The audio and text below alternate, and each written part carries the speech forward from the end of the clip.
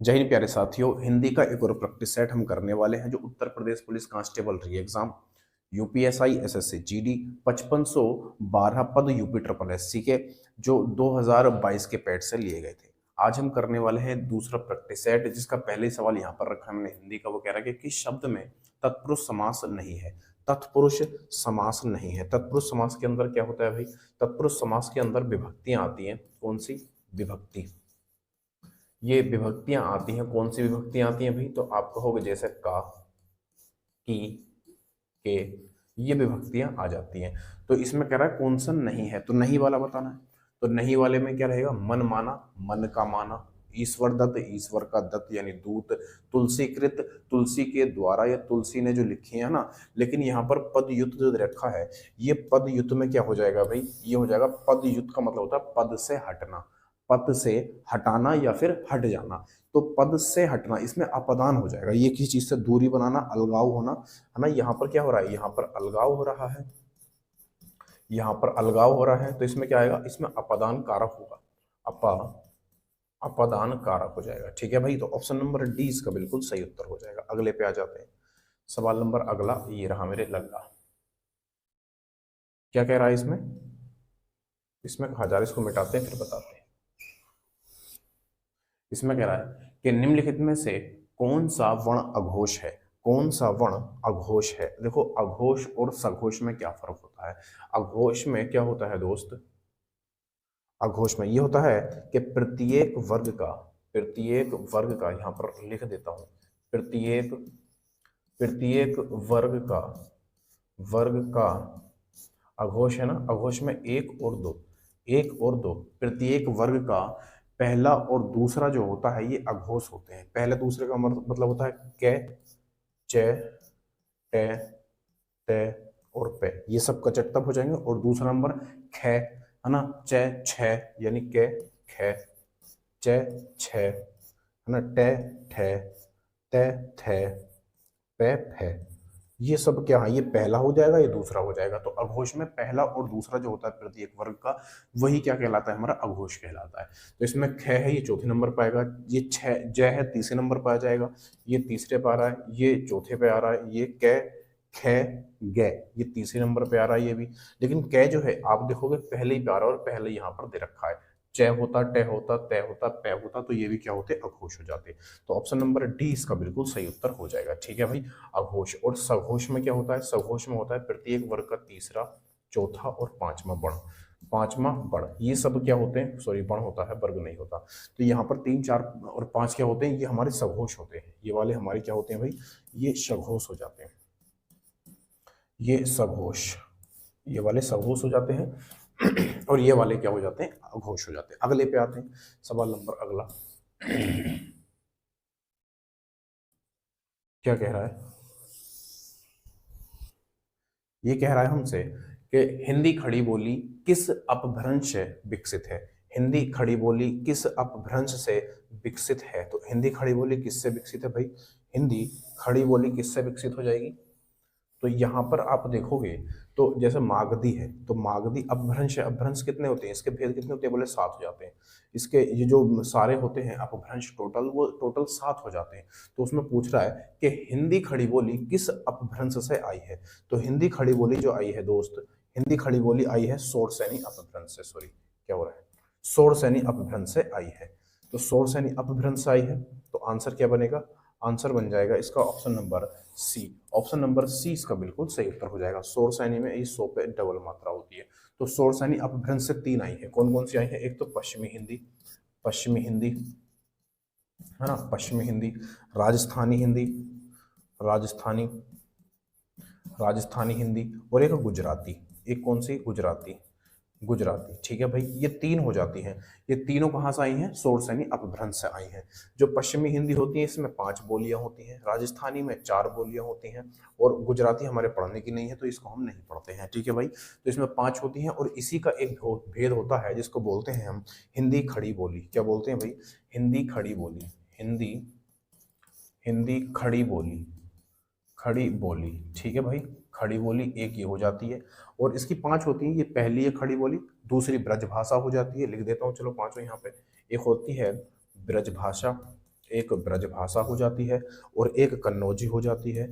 कन्नौजी, कन्नौजी, एक बुंदेली हो जाती है, एक बुंदेली हो जाती है और एक हरियाणवी हो जाती है, एक हरियाणवी हो जाती है। ठीक है भाई, तो ये 5 हो जाती है किसकी, ये हो जाती है पश्चिमी हिंदी की। तो उसी में पहली वाली हमसे पूछी जा रही थी कि खड़ी बोली किसकी है, तो ये किसकी हो जाएगी, शोरसैनी अपभ्रंश की हो जाएगी। अगले पे आते हैं, सवाल नंबर अगला ये रहा मेरे लल्ला। इसमें क्या कह रहा है, इसको मिटाते हैं फिर बताते हैं। ये कह रहा है हमसे, ये कह रहा है हमसे कि निरंतर अभ्यास करने से जड़मत भी हो जाता है। तो जड़मत क्या हो जाता है भाई, तो जड़मत सुजान हो जाता है, सुजान, जड़मत सुजान। ये पूरी एक कहावत है, सुजान, है ना। ये कह रहा है निरंतर अभ्यास करने से जड़मत भी सुजान हो जाता है, जड़मत भी तो सुजान यानी लगातार करने से। अगले पे देखना इसका आंसर क्या बनाएगा, सुजान बन जाएगा। ऑप्शन नंबर ए इसका बिल्कुल सही उत्तर हो जाएगा। अगले पे आते हैं, सवाल नंबर अगला ये रहा मेरे लल्ला। इसमें क्या कह रहा है, इसमें कह रहा है हमसे, ये कह रहा है कि निम्नलिखित किस शब्द में उर्दू उपसर्ग है, उर्दू का उपसर्ग किसमें है ये पूछ रहा है हमसे। तो उर्दू का जो उपसर्ग होगा वो हो जाएगा ऑप्शन नंबर डी, नाराज, नाराज। ठीक है भाई, ना प्लस ना और प्लस राज, ये क्या बनेगा, नाराज। तो ये जो उपसर्ग है, उपसर्ग हो जाएगा पहले वाले का ना। उपसर्ग क्या होते हैं, जो मूल शब्द होता है, जो मूल शब्द होता है उसके पहले जो लगते हैं उनको उपसर्ग बोलते हैं, उनको उपसर्ग बोलते हैं। बाद में जो लगते हैं उनको प्रत्यय बोलते हैं। क्या बोलते हैं दोस्त, प्रत्यय बोलते हैं। प्रत्यय दो होते हैं, एक तदित प्रत्यय और एक कृत प्रत्यय। ठीक है भाई, अगले पे आते हैं, सवाल नंबर अगला ये रहा मेरे लल्ला। क्या कह रहा है, इसमें कह रहा है हमसे थोक का पर्यायवाची शब्द है, थोक का पर्यायवाची शब्द कौन सा है ये वो हमसे पूछना चाह रहा है। तो थोक का पर्यायवाची क्या होगा दोस्त, तो थोक का पर्यायवाची तो थोक ही बनेगा, है ना। अगर विलोम इसका पूछता तो विलोम इसका हो जाता है परच्यून, है ना, विलोम, विलोम। ठीक है भाई, तो यहाँ पर थोक का जो विलोम होता है वो क्या होता है, परचून होता है। अगले पे आते हैं, सवाल नंबर अगला ये रहा मेरे लल्ला। क्या कह रहा है इसमें कि पूजा का विशेषण है, पूजा का विशेषण है। तो पूजा का विशेषण क्या बनेगा, पूजा का विशेषण, विशेषण आप अच्छे जानते हो क्या होता है, जब जो कोई संज्ञा या सर्वनाम की विशेषता बताता है उसको हम क्या बोलते हैं, विशेषण बोलते हैं।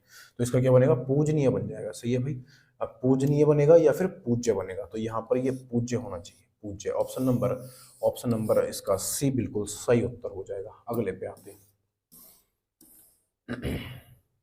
जैसे यहाँ पर देखो क्या कह रहा है, इसमें कहा जा रहा है हमसे कि किसी वाक्य में क्रिया का सतत बोधक प्रयोग हुआ है। सतत्य, सतत्य होता है ये डबल ये होता है यहाँ पर, है ना, सतत्य बोधक प्रयोग हुआ है। तो सत्य बोधक का मतलब होता है लगातार, और लगातार में आप एक ट्रिक बताऊं तो रहा है, रहा है, रही है, रही है, रहे हैं, रहे हैं, ये सब किस में आते हैं, सतत में आते हैं। जहां पर ये हो वही आपका आंसर है। कहाँ है, यहाँ पर देखो, यहाँ पर ते है, यहाँ पर कर है, यहाँ पर ता है, यहाँ पर ता, तो ये हमारे ऑप्शन नहीं होंगे, है ना। यहाँ पर देखो रहा है, क्या है, मोहन अपनी कक्षा में पढ़ रहा है। ऑप्शन नंबर डी इसका बिल्कुल सही उत्तर हो जाएगा। अगले में क्या कह रहा है, यहाँ पर कह रहा है हमसे, ये कह रहा है कि पादप का सही पर्यायवाची चुने। पादप, पादप मतलब पौधा, यही हमारा आंसर बनेगा। तो पादप यहाँ पर आप देखो तो पादप किसको बोलते हैं, पेड़ को बोलते हैं, पेड़, पौधे को बोलते हैं, पौधे को बोलते हैं, समझ रहे हो, और वृक्ष द्रुम को बोलते हैं। तो यहाँ पर हमारा क्या बनेगा, ऑप्शन नंबर पौधा, ऑप्शन नंबर बी इसका बिल्कुल सही उत्तर हो जाएगा। तो पादप का सही पर्यायवाची क्या बनेगा, यहाँ पर पौधा बन जाएगा। अगले पे आते हैं, कितने सही हैं कमेंट में जरूर बताना, है ना, कि आप कितने सही कर पाए हो, कितने सही है इसमें। ये कह रहा है विशेषण और विशेष्य के योग से कौन सा समास बनता है। कह रहा है विशेषण और विशेष्य के योग से यानी दोनों को मिलाने से कौन सा समास बनता है। तो यहाँ पर विशेषण क्या होता है, जो संज्ञा या सर्वनाम की विशेषता बताता है, जो संज्ञा या फिर सर्वनाम या फिर सर्वनाम की विशेषता बताता है। जो मूल सर्वनाम होते हैं वो 11 हो जाते हैं, ये आपको पता होगा, ठीक है भाई। तो विशेष से क्या होता है? विशेष से होता है संज्ञा, ये संख्या होती है। और इस विशेष से की जो विशेषता बताता है उसे क्या बोलते हैं? विशेषण बोलते हैं, है ना। इसकी क्या बताए? विशेषता। यहाँ पर लिख दो विशेषता, यहाँ लिख देता हूँ विशेषता। विशेषता क्या होती है? विशेषता चार तरह की हो जाती है, गुणवाचक हो जाती है, जैसे किसी अच्छे में अच्छे या बुरे होने के गुण होते हैं। तो यहाँ पर क्या पूछ रहा है? इनसे, इनके दोनों के योग से जो समास बनता है उसको क्या बोलते हैं? तो उसको कर्मधारय समास बोलते हैं। ऑप्शन नंबर 20 का बिल्कुल सही उत्तर हो जाएगा। अगले पे आते हैं, क्या कह रहा है अगले में? इसको मिटाते हैं फिर बताते हैं। इसमें कह रहा है हमसे कि हनुमान की पूंछ में लग न पाई आग, लंका सारी जल गई, गए निशाचर भाग। निशाचर होते हैं कौन? राक्षस। राक्षस, राक्षस, ठीक है भाई। निशाचर किसको बोलते हैं? राक्षस को बोलते हैं। तो हनुमान की पूंछ में आग लग गई। हनुमान की पूंछ में आग नहीं लगी, सॉरी, आग नहीं लगी और लंका में आग लग गई, ऐसा कैसा हो सकता है? नहीं हो सकता। तो ये कहीं ना कहीं अतिशयोक्ति हो रही है, कहीं ना कहीं अतिशयोक्ति हो रही है। तो इसका आंसर क्या बनेगा? इसका आंसर बन जाएगा ऑप्शन नंबर क्या बनेगा? Option number A. अतिशयोक्ति हो रही है कि हनुमान की पूंछ में आग तो लगी नहीं और पूरी लंका जल के राख हो गई। जब पूरी लंका जल गई तो पूंछ भी जल जानी चाहिए थी, है ना। तो अगले पे आते हैं, क्या कह रहा है इसमें? अगले में इसमें कह रहा है हमसे, ये कह रहा है कि भाई का बहुवचन है। भाई का बहुवचन क्या बनेगा? तो भाई का बहुवचन बनेगा भाइयों। भाई का बहुवचन क्या बनेगा? ऑप्शन नंबर सी इसका बिल्कुल सही उत्तर हो जाएगा, ठीक है। लेकिन ये किसके साथ आएगा भैया? ये विभक्ति के साथ आएगा, ये आएगा विभक्ति, ये विभक्ति के साथ आएगा, ठीक है, विभक्ति। यहाँ पर जैसे भाइयों को, भाइयों को ये बनेगा भाइयों को। तो ऑप्शन नंबर 20 का बिल्कुल सही उत्तर हो जाएगा। अगर गहराई में जाओगे तो आप इसको जान पाओगे कि भाइयों जो बहुवचन बनेगा वो विभक्ति के साथ बनेगा, समझ रहे हो। गहराई में जाओगे तो, ऐसा ऊपर ऊपर देखोगे तो फिर ये भाइयों ही रह जाएगा। अगले पे आते हैं, क्या करा इसमें? आज गला खराब हो रहा है इसलिए थोड़ा धीरे बोलना पड़ रहा है। इसमें कह रहा है हमसे कि नेता का स्त्रीलिंग है। नेता का स्त्रीलिंग क्या बनेगा? तो क्या बनेगा? नेत्री बन जाएगा। Option number B. जैसे शक्तिमान है, जैसे शक्तिमान, तो शक्तिमान का स्त्रीलिंग क्या बनेगा? तो आपका होगा, यहाँ बनेगा शक्तिमती। यहाँ पर बनेगा कौन सा भाई? ये बनेगा शक्तिमती। शक्तिमती, ठीक है भाई, ये शक्तिमती बन जाएगा। ऑप्शन नंबर इसका क्या बनेगा? बी सही उत्तर हो जाएगा। अगले पे देखना,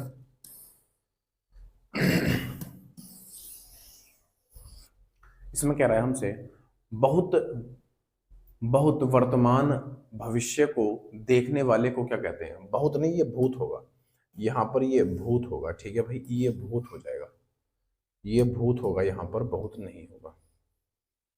तो यहाँ पर कर लेना, यहाँ पर आप कर लेना, क्या करोगे? तो यहाँ पर भूत कर लेना। भूत वर्तमान भविष्य को देखने वाले को क्या कहते हैं? जो भूतकाल भी देख सकता हो, वर्तमान काल भी देख सकता हो और भविष्य काल भी देख सकता हो, उसको क्या बोलते हैं दोस्तों? आप कहोगे उसको बोलते हैं त्रिकालदर्शी। त्रिकालदर्शी किसी मूवी में भी है ये, शायद त्रिकालदर्शी उसका नाम होता है, तीनों कालों को देखने वाला। अगले पे आते हैं, क्या कह रहा है यहां से? इसको मिटाना,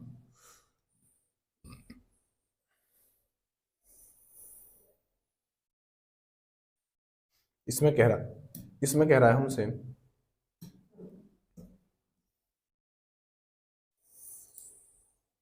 इसमें कहा जा रहा है कि, इसमें कह रहा है कि देवनागरी वर्णमाला में ऋषि क्या है? देवनागरी जो हमारी वर्णमाला है, वर्णमाला किस लिपि में लिखी जाती है? तो आपको वो देवनागरी में। तो देवनागरी में जो वर्णमाला है ना, उसमें ऋषि क्या चीज है?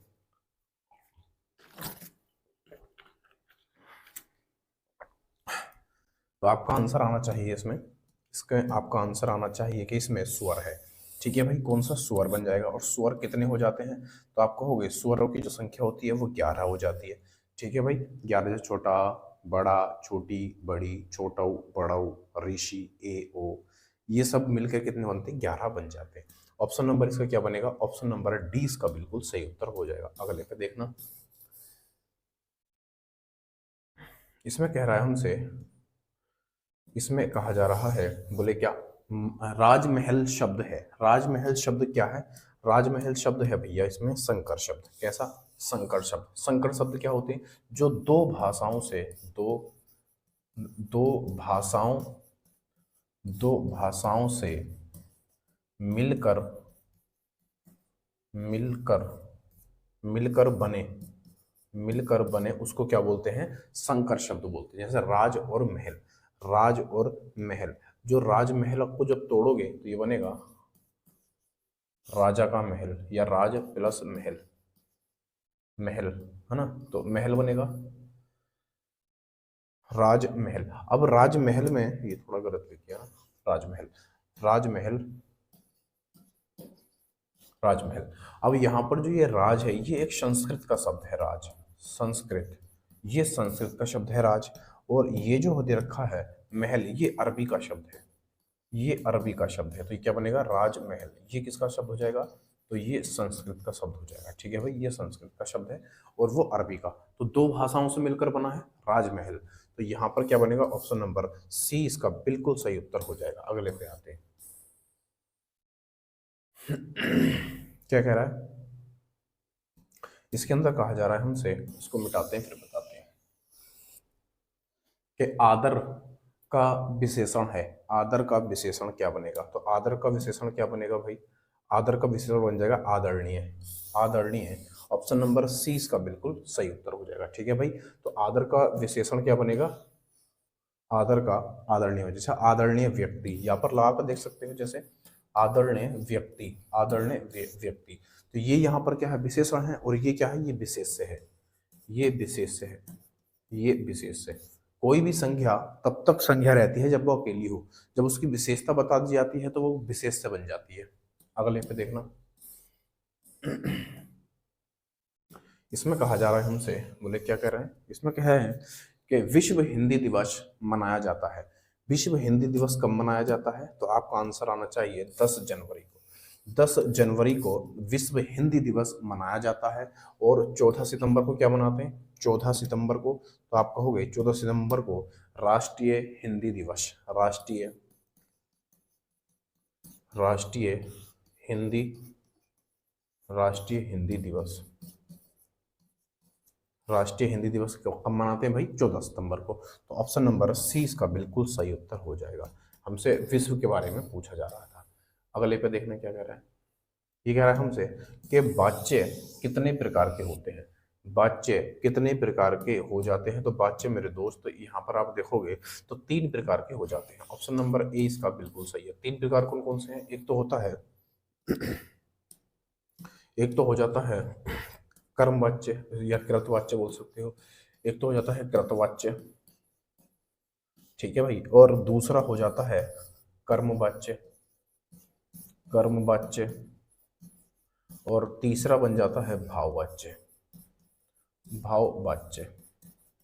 इसमें क्या होता है? इसमें असमर्थकता होती है, असमर्थकता, इसमें असमर्थकता होती है। जैसे मुझसे चला नहीं जाता, मुझसे दौड़ा नहीं जाता, मुझसे हंसा नहीं जाता, तो इसमें असमर्थकता की बात होती है भाव वाले में। कर्मवाच्य में कर्म की प्रधानता होती है, यानी ऑब्जेक्ट की प्रधानता होती है। और कृतवाच्य में कर्ता की प्रधानता होती है, यानी कि सब्जेक्ट की प्रधानता होती है। यानी कि यहाँ पर जो कृत है, इस क्रिया जो आती है वो कर्ता के अनुसार आती है, और कर्म में जो क्रिया आती है वो किसके हिसाब से आती है? कर्म के हिसाब से या ऑब्जेक्ट के हिसाब से। ये 3 हो जाते हैं। अगले पे आते हैं, क्या कह रहा है? ये कह रहा है चिरंतन का विलोम है। चिरंतर का विलोम क्या होगा? तो चिरंतर का विलोम हमसे पूछ रहा है। इस चिरंतर का विलोम हमसे पूछा जा रहा है, क्या बनेगा? तो चिरंतर का अर्थ होता है हमेशा। चिरंतर का अर्थ हो जाता है हमेशा, हमेशा या फिर सदैव, सदैव रहने वाली चीज, या हमेशा रहने वाली चीज, या अमर, ये सब क्या हो जाते हैं? चिरंतर के पर्यायवाची। हमसे पूछा जा रहा है विलोम, तो क्या बनेगा? नश्वर। जिसका अंत हो सके, जिसका अंत हो सके, जो नश्वर हो, जो नष्ट होने योग्य हो। तो ऑप्शन नंबर डी इसका बिल्कुल सही उत्तर हो जाएगा। अगले पे आते हैं। सवाल नंबर अगला, इसके अंदर क्या कह रहा है? इसमें कहा जा रहा है, इसको मिटाते हैं फिर बताते हैं। इसमें कह रहा है हमसे कि किस समूह में सभी सर्वनाम प्रश्नवाचक हैं। ये तो हमने अभी करा था, है ना, ये डबल बार छप गया शायद, है ना, ये डबल बार छप गया है, शायद 3 बार छपा है, डबल बार भी नहीं। क्या कह रहा है भाई यहाँ पे? अगला सवाल ये रहा आपके सामने। इसके अंदर कह रहा है हमसे, इसमें कहा जा रहा है कि इनमें भाववाचक संख्या है, इनमें भाववाचक संख्या कौन सी है, ये पूछना चाह रहा है। भाववाचक संख्या, देखो भाववाचक संख्या का क्या मतलब है? उसका मतलब ये है कि ऐसी कोई चीज या कोई वस्तु जो आप महसूस कर सको, जिसको आप खरीद नहीं सकते, जो इमोशन के साथ जुड़ी हुई होती है, वो सब क्या होती है? भाववाचक होती है, ज्यादातर क्या होता है। और हमारी जो संख्याएं होती हैं वो कौन कौन सी हो जाती हैं? पहले संख्याएं, तो इसका आंसर भी लगा लेंगे और संख्याएं भी जान लेंगे कौन कौन सी होती हैं। तो संख्याएं जैसे व्यक्तिवाचक संज्ञा होती है ना, व्यक्तिवाचक, व्यक्तिवाचक हो जाती है, एक जातिवाचक हो जाती है, एक जातिवाचक हो जाती है, एक जातिवाचक हो जाती है, और एक भाववाचक हो जाती है, भाववाचक, एक भाववाचक हो जाती है, और एक कौन सी हो जाती है दोस्त? एक हो जाती है समूहवाचक, एक हो जाती है समूहवाचक हो जाती है, समूहवाचक, ये इसको समुदाय भी बोलते हैं, समूहवाचक। और एक हो जाती है एक हो जाती है द्रव्यवाचक, है ना, एक हो जाती है द्रव्यवाचक। ठीक है भाई, ये 5 तरह की क्या होती है? संज्ञा होती है। उसमें से क्या पूछ रहा है? उसमें भाववाचक वाली पूछ रहा है, तो इसमें आंसर क्या लगाओगे? तो आप कहोगे बालक, बालक किसी व्यक्ति की बात कर रहा है, तो ये तो भाववाचक होगा नहीं। सुंदर एक विशेषण है, सुंदर व्यक्ति, ये विशेषण बन जाएगा, ये भी हम आंसर नहीं होगा। बचपन आप देखोगे तो बचपन क्या है? एक भाववाचक बन जाएगा, बचपन क्या है? एक भाववाचक बन जाएगा। ठीक है भाई, ऑप्शन नंबर सी इसका बिल्कुल सही है, बचपन ये एक संख्या है, बचपन। अगले पे आ जाते हैं। इसमें कह रहा है हमसे, इसको मिटाते हैं फिर बताते हैं। इसमें कह रहा है कि कपूत का विलोम शब्द है। कपूत का विलोम क्या होगा? कपूत किसको बोलते हैं? जो माता पिता के या पेरेंट्स के क्या होता है? विरोध में होता है, जो उनको नहीं समझता, है ना, जो उनके लायक नहीं होता, उसको कपूत बोलते हैं। इसका उल्टा हमसे पूछा जा रहा है कि कपूत का विलोम क्या बनेगा, तो आप आराम से कह दो कि कपूत का सपूत होता है। ऑप्शन नंबर 20 का बिल्कुल सही उत्तर हो जाएगा। ठीक है भाई, अगले पे आ जाते हैं। सवाल नंबर अगला ये रहा मेरे लल्ला। इसमें कह रहा है, इसको मिटा लो फिर करते हैं। इसमें क्या कह रहा है? इसमें कह रहा है कि कहीं की ईंट कहीं का रोड़ा, भानुमति ने कुनबा जोड़ा। लोकोक्ति का आशय यानी कि इसका अर्थ क्या है? कहीं की ईंट कहीं का रोड़ा, भानुमति ने कुनबा जोड़ा, यानी कि उन्होंने ईंट कहीं पड़ी थी वो उठा ली, है ना, और कहीं का रोड़ा पड़ा था वो उठा लिया, यानी बेकार में चीजें पड़ी थी उठा ली और उन्होंने क्या बना दिया? कुनबा बना दिया, यानी कि एक उनको जोड़ दिया एक जगह। तो राजनीति करना नहीं हो जाएगा भाई, व्यर्थ की वस्तुओं से महल बनाना नहीं होगा भाई, है ना, बेकार की चीजों का सार्थक प्रयोग करना, इधर उधर की बेमेल वस्तुओं को इकट्ठा करना। ऑप्शन नंबर इसका कौन सा? आपको पढ़ के ही अंदाजा लग गया होगा कि ऑप्शन नंबर सी इसका बिल्कुल सही उत्तर हो जाएगा, यानी बेकार की चीजों का सार्थक और सही प्रयोग करना। अगले पे आ जाते हैं। सवाल नंबर अगला ये रहा मेरे लल्ला। क्या कह रहा है दोस्त? इसके अंदर कहा जा रहा है, इसको मिटा लेते हैं ना। इसमें कह रहा है हमसे कि निम्नलिखित में से किस धातु भाषा बनी है? अच्छा, यहाँ पर थोड़ी सी लैंग्वेज गलत है, वो क्या है इसको सही कर लेंगे। ये कह रहा है कि निम्नलिखित में से किस धातु से, यहाँ पर से कर लेंगे, किस धातु से भाषा बनी है, यानी भाषा शब्द का जो बनाई गई है, भाषा शब्द का जो निर्माण हुआ है वो किस धातु से हुआ है, यानी हमसे क्या पूछ रहे हैं? वो धातु पूछ रहे हैं। तो आपको बढ़िया सा पता होगा किस धातु से, तो आप कहोगे भास धातु से बना हुआ है, यहाँ पर हलंत होगा भास के साथ में। तो ऑप्शन नंबर क्या बनेगा? 20 का बिल्कुल सही उत्तर हो जाएगा, यानी भाषा जो शब्द बना है वो किस धातु से बना है, तो आप कहोगे भाष धातु से बना है, भाष धातु से बना है। बहुत इंपॉर्टेंट सवाल है, कई बार पूछा है। अगले पे आ जाते हैं। देखो जितने भी सवाल आपके सामने लेके आता हूं ना मैं, ये सब कभी ना कभी पूछे गए कहीं ना कहीं, चाहे वो 1 साल पहले पूछे गए हों, 2 साल पहले पूछे गए हों, 3 साल पहले पूछे गए हों, रिसेंटली पूछे गए हों, वो पूछे जरूर गए कहीं ना कहीं। क्या कह रहा है, मोहन से पढ़ा नहीं जाता, मोहन से पढ़ा नहीं जाता, ये वाक्य कैसा है ना, ये वाक्य कैसा है कि मोहन से पढ़ा नहीं जाता, पढ़ा नहीं जाता। तो आप अच्छे जानते हो, मैंने कई बार बताया कि ऐसे वाक्य या ऐसा कोई कर्ता जिसमें सार्थकता का बोध किया गया हो। अब वो सार्थकता अच्छी भी हो सकती है, बुरी भी हो सकती है, वो उसके अगेंस्ट भी हो सकती है और उसके साथ भी हो सकती है, उसके एग्री भी हो सकता है वो उससे। जैसे यहाँ पर आप देखोगे तो मोहन से पढ़ा नहीं जाता, वो क्या है, इसके योग्य नहीं है, वो उसके योग्य नहीं है, पहली बात। और दूसरी बात, यहाँ पर आप देखोगे तो आपको यहाँ पर जो क्रिया नजर आएगी वो अकर्मक नजर आएगी, अकर्मक, अकर्मक क्रिया। और जहां पर अकर्मक क्रिया हो और असमर्थकता हो तो वहां पर क्या होता है, तो आप कह दोगे वहां पर भाववाच्य होता है। ऑप्शन नंबर ए इसका बिल्कुल सही उत्तर हो जाएगा, अकर्मक क्रिया। यानी कि क्रिया को आप कैसे पहचानोगे, अगर क्या लगाकर आपको उत्तर मिल जाए तो वो सकर्मक क्रिया होती है, और क्या लगाकर, क्या मतलब ये वाला क्या, प्रश्न करके, अगर ये क्या लगाकर आपको उत्तर ना मिले तो वो अकर्मक क्रिया होती है। जैसे मोहन से पढ़ा नहीं जाता, मोहन से पढ़ा नहीं जाता, क्या नहीं पढ़ा जाता, दिया ही नहीं, पुस्तक ग्रंथ कुछ तो दिया होता लेकिन इसमें दिया ही नहीं है, तो ये क्रिया कैसी है, तो आप कहोगे ये अकर्मक क्रिया है। ऑप्शन नंबर ए इसका बिल्कुल सही उत्तर हो जाएगा। अगले पे आ जाते हैं, सवाल नंबर अगला ये रहा मेरे लल्ला। क्या कह रहा है भाई, इसके अंदर कहा जा रहा है, इसमें कह रहा है हमसे, इसको मिटा लेते हैं ना फिर करते हैं। इसमें कह रहा है कि कानो सुनी बात पर यकीन मत करो, वाक्य में कानो सुनी क्या है। ये कह रहा है हमसे कि कानो सुनी बात पर यकीन मत करो, इसमें कानो सुनी क्या है, यानी कि इसको पूछ रहा है कि इस वाक्य के अंदर कानो सुनी क्या है। कानो सुनी यानी कि आप यहां पर देखोगे, अगर मैं ऐसा कर दूं इसको, जैसे ये लिखा हुआ है यहां पर कानो सुनी, ठीक है भाई, कानो सुनी। अगर मैं थोड़ा सा इसको तब्दील करूं तो ये बनेगा कानों से सुनी, कानों, कानों से सुनी, ठीक है भाई, कानों से सुनी, ऐसा भी तो कर सकते हैं इसको, कानों से सुनी। बताओ, कोई दिक्कत नहीं होनी चाहिए।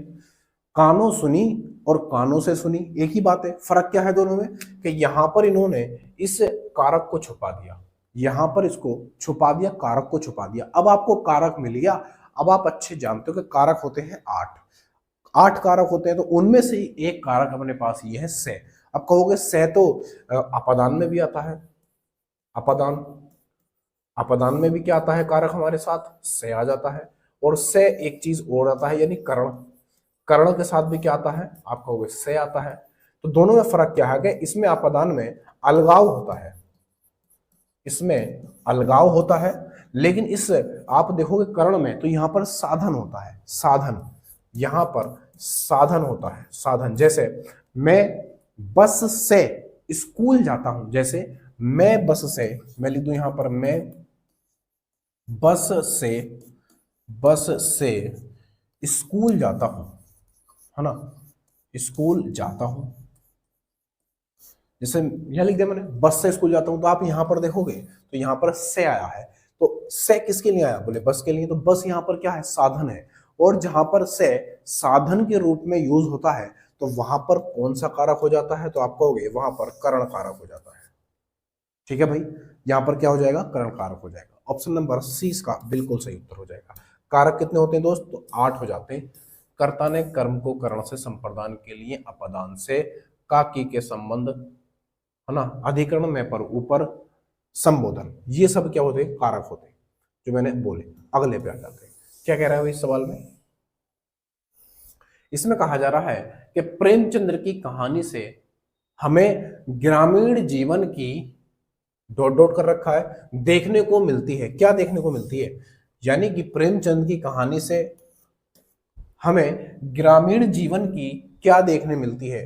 तो यहां पर आप देखोगे तो यहां पर हमें लिखना है, क्या लिखना है, कि मेला, कि प्रेमचंद्र की कहानी से हमें ग्रामीण जीवन की मेला देखने को मिलती है। ये तो राइमिंग ही गलत है, तो ये तो हमारा आंसर नहीं होगा। प्रेमचंद की कहानी से हमें ग्रामीण जीवन की झांकी देखने को मिलती है, झांकी देखने को मिलती है, नहीं भाई झांकी क्यों देखेंगे, प्रेमचंद्र की कहानी से हमें ग्रामीण जीवन की परछाई देखने को मिलती है। हाँ, ये बनेगा, झांकी नहीं होगा बल्कि परछाई हो जाएगा। परछाई का मतलब होता है, परछाई का मतलब यहां पर है छवि, यानी कुछ मिलता जुलता छवि देखने को मिलती है। तो परछाई यहां पर छवि को दर्शा रहा है। किस चीज को दोस्त? यहां पर छवि को दर्शा रहा है। छवि मतलब होता है किसी किसी चीज के थोड़े बहुत किसी में गुण का होना, वही क्या कहलाता है? छवि कहलाता है। अगले पे ऑप्शन नंबर सी इसका बिल्कुल सही उत्तर हो जाएगा। क्या कह रहा है दोस्त? यहां पर कह रहा है हमसे, यहां पर कहा जा रहा है कि सीमा पर सैनिकों का जीवन बहुत होता है। क्या होता है भाई? सीमा पर सैनिकों का जीवन क्या होता है? स्वस्थ होता है, कठोर होता है, मधुर होता है या शौर्य होता है? तो आप कहोगे सीमा पर सैनिकों का जीवन कठोर होता है। समझ रहे हो बात को? कठोर होता है। जो भी व्यक्ति आप देखते हो, जो आपके भाई बहन या दोस्त, सॉरी बहन नहीं, सिर्फ भाई, आपके कोई भाई या दोस्त रिश्तेदार, कोई भी ऐसा व्यक्ति अगर कहीं सेना में है और वो किसी बॉर्डर पर खड़ा है, तो उससे पूछना कि उनका जीवन कैसा कट रहा है। हालांकि उनको आदत हो जाती है उस चीज की, उस माहौल में रहने की उन्हें आदत हो जाती है, फिर कहीं ना कहीं उनके अंदर ऐसी देशभक्ति भी पैदा हो जाती है कि उनको कुछ लगता नहीं है। लेकिन अचानक से हम में से कोई लोग चले जाए वहां पर, तो आपको महसूस होगा कि उनका जीवन हमारे जीवन से कितना अलग है और हमारा जीवन कितना आसान है। आपको उनका जीवन बहुत कठोर लगेगा, बहुत कठिन लगेगा। आप कहोगे कि यार वो लोग कैसे रह लेते हैं वहां पे। समझ रहे हो? तो कठोर होता है। ऑप्शन नंबर 20 का बिल्कुल सही उत्तर हो जाएगा। अगले में क्या है? इसमें कहा जा रहा है हमसे कि प्रयोग के आधार पर शब्द भेद होते हैं। शब्द भेद प्रयोग के आधार पर कितने होते हैं? तो आप कहोगे प्रयोग के आधार पर 2 हो जाते हैं। Option number A. आप कहोगे कौन कौन से होते हैं? तो ये हो जाते हैं, एक होते हैं विकारी, एक हो जाते हैं भिकारी, और दूसरे हो जाते हैं अभिकारी। अभिकारी, आप कहोगे ये क्या बला है? ये क्या बला है? तो विकारी उनको बोलते हैं जो जो संज्ञा सर्वनाम, या कह सकते हो ऐसे संज्ञा हो या सर्वनाम हो या विशेषण हो जो किसी क्या बोलते हैं काल के आधार पर, क्रिया के आधार पर ये चीजें बदल जाए, यानी कि इनमें कुछ विकारी शब्द होते हैं जो परिवर्तित हो जाते हैं। समझ रहे हो? जिनमें कुछ परिवर्तन किया जा सकता है, उनको क्या बोलते हैं? यानी कि इनमें परिवर्तन किया जा सकता है, तो इनको विकारी शब्द का अर्थ होता है, यानी कि इनमें विकार हो सकता है, परिवर्तन हो सकता है। परिवर्तन, इनमें परिवर्तन हो सकता है, और अभिकारी में परिवर्तन नहीं होता, यानी कि ये अपरिवर्तित रहते हैं। अपरिवर्तित, ये अपरिवर्तित होते हैं, यानी कि इनमें परिवर्तन नहीं होता, यानी कि अपरिवर्तन बोल सकते हो इनको। अपरिवर्तित की जगह अपरिवर्तन सही रहेगा, है ना? यहाँ पर अपरिवर्तन, यानी कि अपरिवर्तन, परिवर्तन, ठीक है भाई, अपरिवर्तन। ये अपरिवर्तन यानी कि इनमें परिवर्तन नहीं होता है। विकारी शब्द में क्या होता है? परिवर्तन हो जाता है। और विकारी शब्द कौन कौन से होते हैं? और मैं कहूँ कि विकारी किस किस को बोलते हैं, तो आप कहोगे संज्ञा क्या है? एक विकारी है, इसमें परिवर्तन हो सकता है संज्ञा। सर्वनाम क्या है? एक विकारी शब्द है, इसमें भी परिवर्तन हो सकता है सर्वनाम। सर्वनाम में परिवर्तन हो सकता है।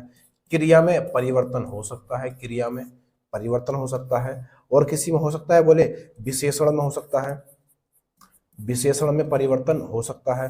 तो संज्ञा, सर्वनाम, क्रिया और विशेषण, इनमें परिवर्तन हो सकता है, इसलिए ये सब के सब चारों के चारों क्या कहलाएंगे? विकारी कहलाएंगे। और इनके अंदर जो आएंगे वो आ जाएंगे जैसे समुच्चय बोधक, जैसे समुच्चय बोधक। समुच्चय बोधक क्या है? यानी कंजक्शन की बात कर रहा है। ये क्या होते हैं? ये अपरिवर्तन होते हैं, यानी अभिकारी शब्द है। और जैसे संबंध बोधक, संबंध बोधक, संबंध बोधक भी क्या है? अभिकारी हो जाएगा। संबंध बोधक, क्रिया विशेषण, ये भी क्या हो जाएगा? अभिकारी हो जाएगा। ठीक है भाई, तो चीजों को अच्छे से सीख लो। यानी विकारी किसको बोलते हैं? यानी संज्ञा, सर्वनाम, क्रिया, विशेषण, ये क्या है? यानी जिनमें परिवर्तन हो जाए वो विकारी कहलाते हैं, और जिनमें परिवर्तन ना हो वो क्या कहलाते हैं? अभिकारी कहलाते हैं। अगले पे आ जाते हैं। सवाल नंबर अगला ये रहा मेरे अल्लाह।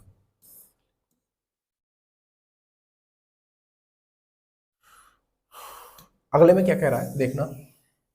इसमें कह रहा है हमसे कि मध्य स्वर कहते हैं। मध्य स्वर किसे कहते हैं? देखो मध्य स्वर का मतलब है कि जीभ के आधार पर हमसे पूछ रहा है। अगर मैं यहाँ पर जीभ बनाऊं इस तरीके से, ये मत कहना कि मेरी जीभ है, बस बना दी मैंने ऐसे। ये जीभ है और इसके कितने भाग हो जाते हैं? आप कहोगे 3 भाग हो जाते हैं। तो आगे वाला जो भाग होता है, इसको आगे वाले भाग से क्या क्या बोला जाता है? तो आप कहोगे ई यानी छोटी ई, बड़ी ई, और ऊ छोटा ऊ और बड़ा ऊ। ये दोनों, ये चारों जो स्वर है, ये किससे बोले जाते हैं? तो आप कहोगे अगले वाले भाग से बोले जाते हैं, यानी अग्र भाग से बोले जाते हैं। और बीच वाले से सिर्फ आ बोला जाता है। छोटा वाला आ हम किससे बोलते हैं? बीच वाले भाग से, यानी मध्य भाग से। और बाकी जो बचे स्वर वो पश्च वाले से बोले जाते हैं। ए ओ ये सब किस में आ जाते हैं? यानी बड़ा आ भी इसके अंदर आ जाएगा, यानी कि ए बड़ा वाला ए, ओ छोटा वाला और बड़ा वाला ओ, ये वाला ओ, और आप कह सकते हो यहाँ पर बड़ा वाला आ। ये सब पीछे वाले में यानी पश्च भाग में आ जाते हैं। तो हमसे मध्य वाला पूछा है, तो मध्य वाला कौन सा होगा दोस्त? तो मध्य वाला हो जाएगा ऑप्शन नंबर, कहीं पर है क्या? आ है ना, तो आ ऑप्शन नंबर डी इसका बिल्कुल सही उत्तर हो जाएगा। ऑप्शन नंबर डी इसका बिल्कुल राइट आंसर हो जाएगा। अगले पे आ जाते हैं। क्या कह रहा है दोस्त? इसमें कह रहा है हमसे, इसमें कहा जा रहा है कि अतीब शब्द में निम्नलिखित में से कौन सा उपसर्ग है? अतीव शब्द में, अतीव, यहां पर आप अतीव लिखोगे, अतीव, तो अतीव लिखो, मैंने लिखा यहां पर अतीव। तो इसमें क्या पूछ रहा है? इसमें पूछ रहा है उपसर्ग। उपसर्ग क्या होते हैं? जो मूल शब्द के पहले लगते हैं उनको उपसर्ग बोलते हैं। तो अतीव को जब आप तोड़ोगे तो ये बनेगा अति प्लस ईब या इब, छोटा वाला ई, इब बनेगा, अति प्लस इब। तो ऑप्शन नंबर छोटा वाला अति यहां पर जहां पे होगा वो ये हमारा आंसर बन जाएगा।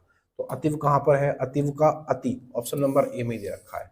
ऑप्शन नंबर ए इसका बिल्कुल सही उत्तर हो जाएगा। अगले पे आ जाते हैं। क्या कह रहा है अगले में?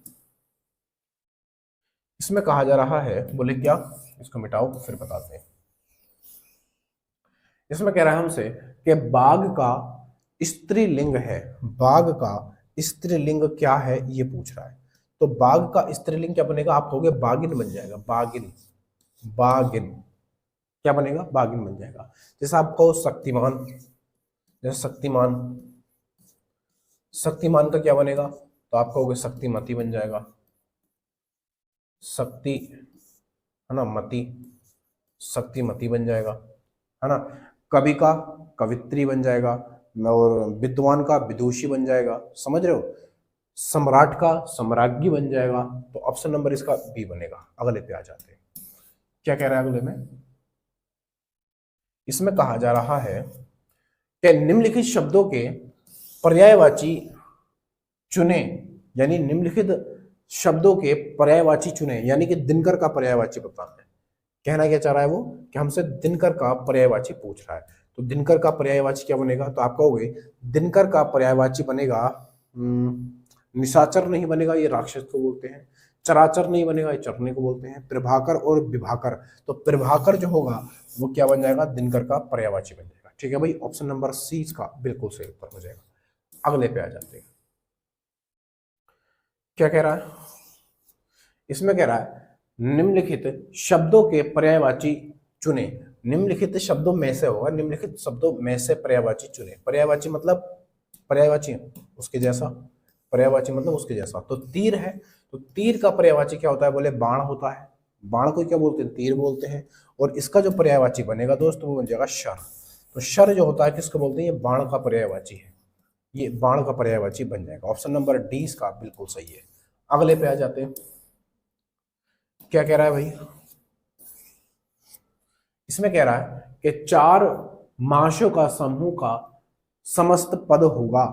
4 मासों का समूह, 4 मासों का समूह, 4 मासों का समूह का समस्त पद क्या होगा?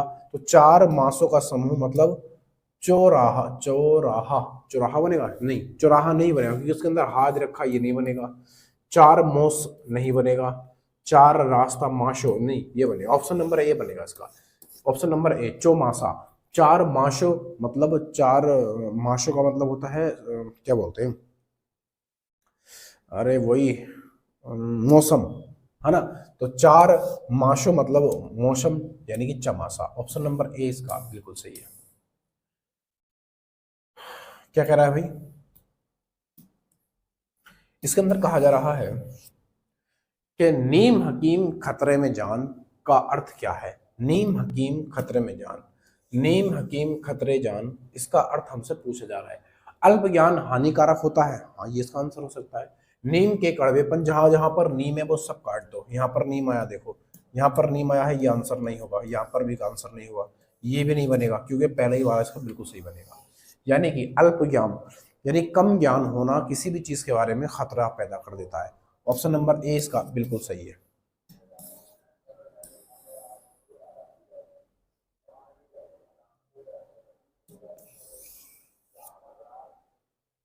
ये कह रहा है कि निम्नलिखित में तद्भव शब्द क्या है। तद्भव शब्द, देखो तद्भव का मतलब है हिंदी वाला शब्द।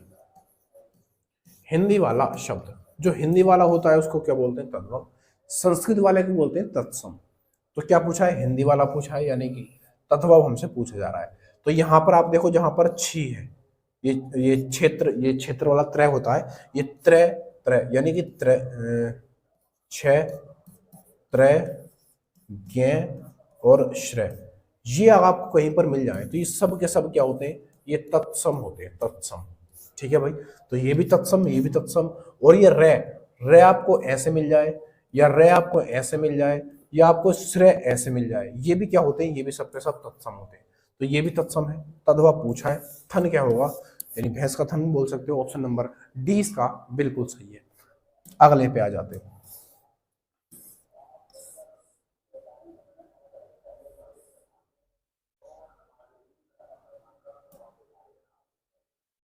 क्या कह रहा है भाई, देखना यहाँ पर क्या है, ये जिन्होंने पीडीएफ बनाई है वो कुछ इसमें कारागरी करते हैं, अच्छा लगता है। कोई भी प्रश्न पूछने के लिए आप टेलीग्राम को ज्वाइन कर सकते हैं। बहुत बढ़िया बात लिखी है उन्होंने, है ना भाई। टेलीग्राम को आप ज्वाइन कर लेना। फिर आगे भी कुछ लिखा है, ये लिखा है देखो, बहुत अच्छी बात लिखी है इन्होंने। क्या कह रहा है, ये कह रहे हैं कि यूपी पुलिस एग्जाम या कोई अदर एग्जाम है ना, आप उसकी तैयारी कर रहे हो, तो हर रोज ये वीडियो जो मैंने अभी बनाई है, ये 6 बजे शाम को अपलोड हो जाती है। आप इसी चैनल पर देख सकते हो और चीजों को सीख सकते हो, अपना स्कोर बढ़ा सकते हो। कहीं ना कहीं आप कहीं और भी अगर पढ़ते हो तो यहाँ पर सिर्फ प्रैक्टिस के लिए आ सकते हो। जैसे आप देख लो कि मैंने जो प्रश्न कराया आपके कितने ठीक हुए, इस तरीके से भी आ सकते हो, है ना। तो अपलोड कर दी जाती है 6 बजे। वीडियो पसंद आया हो तो लाइक शेयर सब्सक्राइब करके जरूर जाना। अगले वीडियो में मिलेंगे। Thanks for watching. ठीक है भाई, तो अपना ख्याल रखें और ईद मनाएं मजे से। ईद मनाएं, अपने घर वालों का ध्यान रखें, बाहर वालों का भी रखें। तो आज के लिए इतना ही रखते हैं। वीडियो पसंद आया लाइक शेयर सब्सक्राइब करके जरूर जाना। अगली वीडियो में फिर मिलेंगे, तब तक के लिए जय हिंद, जय भारत, बहुत सारा प्यार।